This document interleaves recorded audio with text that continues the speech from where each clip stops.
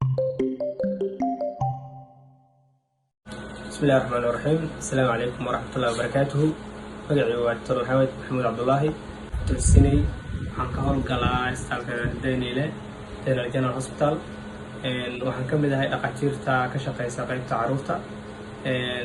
maalmaha oo BD-da aan qabano waxaa gaaraysaa kuwa under 5 ka ah 40 ilaa 60 bukaan oo BD ah.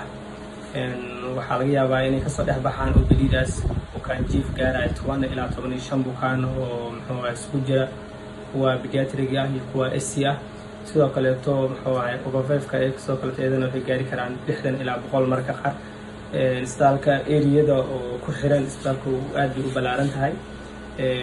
dhankan oo degmooyinka lagu soo dhudhow oo degmada Kaxda laga soo bilaabo degmada Daynile degmada Kaxda meesha iska galaan ilaa dhankan kaleeto degmada Hodon dhan kaleeto Dilisiya aado degmada Holiwa ilaa intaas oo dhan degmooyinka wixii ka soo bilaabo dhanba isbitaalka Daynile ayaa wuxuu u yahay center. hadday noqoto dhanka SC-da hadday noqoto dhanka referalka sidoo kaleeto deegaanadan hadda dagaalada ay saameeyeen oo sida Basro iyo Xawadle iyo dhankaas oo dhan ilaa Barca laga gaaro iyadana sidoo kaleeto isbitaalka referal ayuu u yahay.